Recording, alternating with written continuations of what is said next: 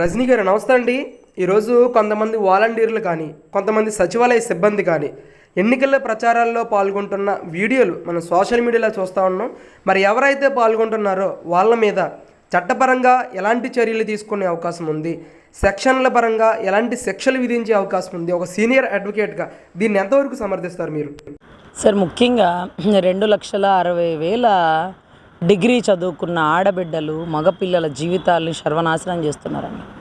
ఈ election code on అయ్యాక వాలంటీర్లే కానీ మా ప్రభుత్వ ఉద్యోగస్తుల కింద లెక్క, మా అకౌంట్లోంచి జీతం ఇస్తున్న లెక్క. మరి కాండక్ట్ సర్టిఫికేట్ ఒకటి ఉంటుంది కదండి. ఇప్పుడు ఒకవేళ ఎలక్షన్ కోడ్ వచ్చాక ప్రచారంలో పాల్గొంటే వాళ్ళని సస్పెండ్ చేస్తారు. ఎవరు సస్పెండ్ చేస్తారు? ఎలక్షన్ అథారిటీ సస్పెండ్ చేస్తారు. మళ్ళీ తిరిగి విధుల్లోకి తీసుకురావాలంటే ఎవరు తీసుకురావాలి? ఎలక్షన్ అథారిటీ దగ్గర నుంచి అప్పీలు, కేసులు, ప్రొసీజరు. మరి రేపు ప్రభుత్వం మారిపోతుంది. టీడీపీ జనసేన కూటమితో ప్రభుత్వం గవర్నమెంట్ ఫామ్ అయిపోతుంది, బీజేపీ అలాంగ్ విత్ బీజేపీతో. అప్పుడు గవర్నమెంట్ జాబ్స్ వచ్చేస్తాయి. అప్పుడు ఆ గవర్నమెంట్ జాబ్కి వీళ్ళకి ఎలిజిబిలిటీ కోల్పోతారు కదా.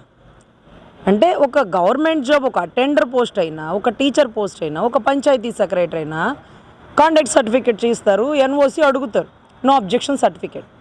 నో అబ్జెక్షన్ సర్టిఫికేట్ ఇచ్చేటప్పుడు సార్ వీళ్ళు గతంలో గవర్నమెంట్ ఎంప్లాయీస్ లాగా ఉంటూ వాలంటీర్లు సేవలంటూ ప్రభుత్వాల కింద పనిచేశారు సార్, వీళ్ళని మళ్ళీ మన విధుల్లోకి తీసుకోకూడదు. మన దగ్గర గవర్నమెంట్ ఉద్యోగం చేస్తూ ఏ ప్రభుత్వానికి పనిచేస్తారో మళ్ళీ అదే ప్రభుత్వానికి పనిచేస్తారు అంటూ మీరు ఉద్యోగాలు వచ్చే అవకాశాన్ని, మీ భవిష్యత్తుని సర్వనాశనం చేసుకుంటున్నారు ఈ పనికిమాలిన చెత్త రాజకీయాలతో కూడి. చదువుకునేవాడు చదువుకున్నట్టే ఉండాలి, ఉద్యోగస్తుడు ఉద్యోగస్తులాగే ఉండాలి. కుక్క పని కుక్క చేయాలి, గాడిద పని గాడి చేయాలి. ఒకళ్ళ పని ఒకళ్ళు చేస్తే వాతలు పడతాయి అంటారు చూడండి, ఆ మాదిరిగా మనకెందుకండి? చదువుకున్న పిల్లలు, మీకు రేపు ఎలక్షన్ కోడ్ వచ్చిన దగ్గర నుంచి రెడీ వచ్చేసింది కదా. మీరు ప్రచారాలకు వెళ్ళడం, కన్ను రెప్పలు కొట్టండి అనడం, అవేంటో పథకాలు ఇవన్నీ వచ్చినాయి అంట. వాడికి రాలేదురా బాబోయ్ అంటే ఇవన్నీ వచ్చినాయా, మీకు అమ్మఒడి వచ్చింది, ఇవన్నీ మనకేం పని? పథకం రానోడు మన దగ్గరకు వస్తాడు కదా, పథకం కావాలని మనం అడుగుతాం కదా.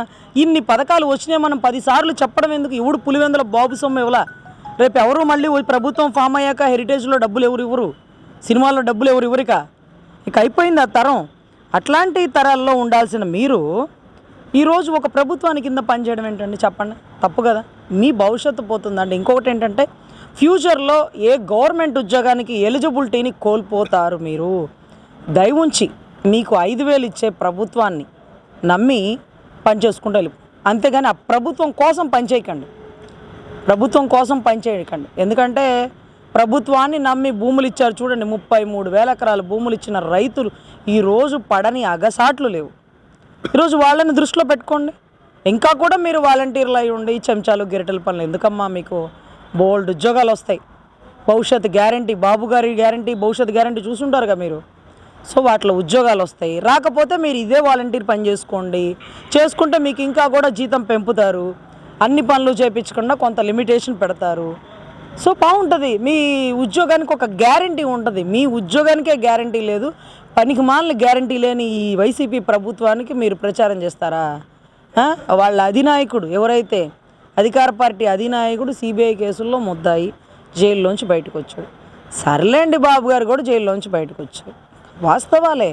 కాకపోతే మీరు ఒకటే గమనించండి, ఈరోజు గండ్రగొడ్డలు ఎక్కడా అని ఆయనే అడుగుతున్నారు.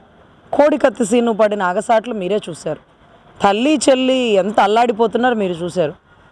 సునీతమ్మ గారు ఢిల్లీకి వెళ్ళి మా అన్నని గెలిపించకండి, ప్రజాస్వామ్యాన్ని కాపాడండి, హత్యా రాజకీయాలు ప్రోత్సహిస్తారా, మా నాన్న నెత్తుటి పునాదుల మీద వెలిసినటువంటి వైసీపీ పార్టీ అని స్టేట్మెంట్ ఇచ్చింది.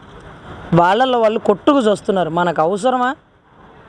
మనకు అవసరమా అంట. మనం చదువుకున్న పిల్లలు, డిగ్రీ చదువుకున్న పిల్లలు, మీకు బోల్డ్ భవిష్యత్తు ఉంది.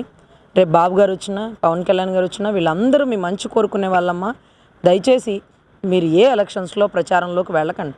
ఒక 2 నెలలు వాళ్ళు చెప్పింది వినకండి. ఒకళ్ళు 5,000, 10,000, 50,000 ఒకళ్ళు మీరు పడిపోతే మీ మీద పడే ముద్ర, ఇంటెలిజెన్స్ నిఘా మీ మీద వేసే ముద్ర మీకు జీవితంలో ఏ ఒక్క గవర్నమెంట్ ఉద్యోగం రాకుండా అడ్డుకట్ట కట్టేసి మీ భవిష్యత్తుని నాశనం చేస్తుంది.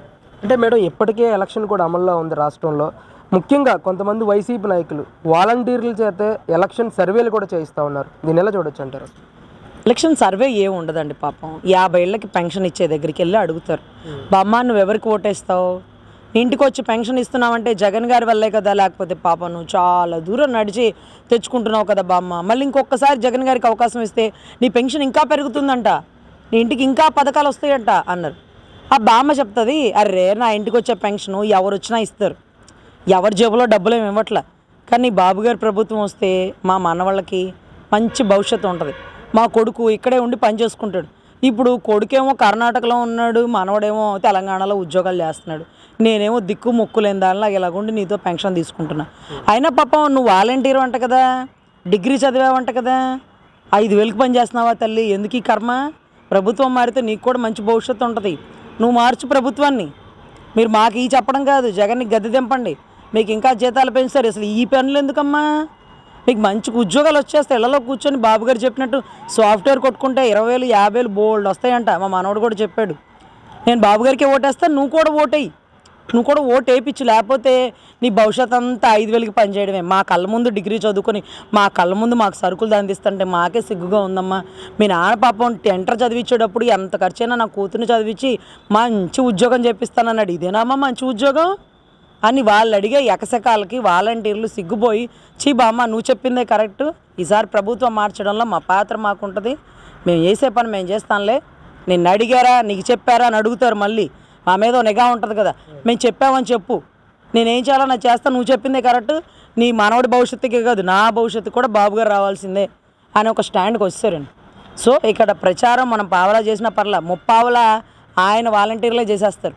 ఎందుకంటే సగం జీవితం సర్వనాశనం అయిపోయింది వాళ్ళకేనండి.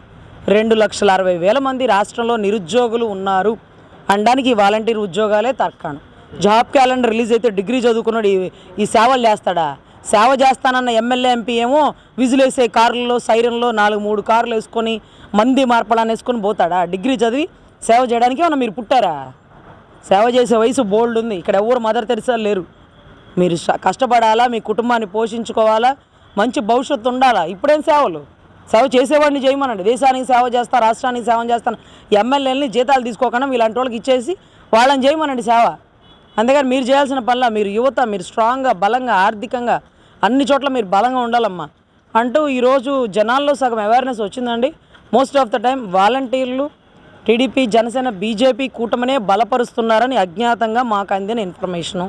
మేము ఎంతోమందితో మాట్లాడాము, వాళ్ళు కూడా చెప్పారు, అక్క ప్రభుత్వం మారగానే జాబ్ క్యాలెండర్ రిలీజ్ అయిపోతుంది, మేము ఈ ఉద్యోగాలు వదిలేసి మంచి జాబులు చేసుకుంటాం, ఒకవేళ అవి వచ్చే వరకు ఇవి చేసుకుంటాం, మా ఉద్యోగాలను మీరు తీసేయకుండా జీతాలు పెంచి మా ఉద్యోగానికి గ్యారంటీ ఇస్తే చాలక్క, మ్యాక్సిమం ఆ ఉద్యోగాలు తెచ్చేసుకుంటాం. 5 ఏళ్ళు చదివే ఆపేసాం కాబట్టి అందుకోలేమేమో, కోచింగ్లకి వెళ్ళి అందుకొని ఆ ఉద్యోగాలు తెచ్చుకుంటాం. తెచ్చుకోలేకపోతే మా జీతాలకి కొంచెం పెంచి మా జాబులు గ్యారంటీ ఇస్తే చాలు, మేము అసలు ఈ ప్రభుత్వానికే మీకే సహకరిస్తాము, మాకు బాబు గారు వస్తేనే భవిష్యత్తు గ్యారంటీ ఉంటుంది, మా పిల్లల చదువులకి మా భవిష్యత్తుకి అనే స్టాండ్కి వాలంటీర్లు వచ్చారండి. సో వాలంటీర్లే మన శత్రువులు కాదు, వాళ్ళు తెచ్చుకున్న సైన్యం ఈరోజు మన యుద్ధానికి ఉపయోగపడుతున్నారు 100%. జగనన్న వదిలిన బాణం ఈరోజు చంద్రబాబు గారు ముఖ్యమంత్రి అవ్వడం కోసం స్టార్ క్యాంపెయినర్లుగా మారారని మాట్లాడుతుంటే, ఈరోజు జగనన్న విడుదల చేసిన సైన్యమే మా యుద్ధానికి సహకరిస్తామంటున్నారు. సో మీరు సిద్ధమన్నారు, మా యుద్ధానికి మీ సైన్యం వస్తున్నారు, మరేంటో పాపం వాళ్ళు బాధపడ్డారేమో, వాళ్ళు బాధితులేమో, పాపం మొట్టమొదటి బాధితులు వాళ్ళేనండి. సో 100% ప్రభుత్వం మారాలి, బిడ్డల భవిష్యత్తుకి గ్యారంటీ ఉండాలి, బాబు షూరిటీ భవిష్యత్ గ్యారంటీ లాగా ఈరోజు రానున్న ప్రభుత్వంలో నిజాయితీ గల ప్రభుత్వం పవన్ కళ్యాణ్ గారు, అదే రకంగా సెంట్రల్ నుంచి బీజేపీ మోడీ గారి సారథ్యంలో అమరావతి తొందరగా డెవలప్ అవుతుంది, కొన్ని వందల కంపెనీలు రాష్ట్రంలో ఆవిర్భవించబోతున్నాయి.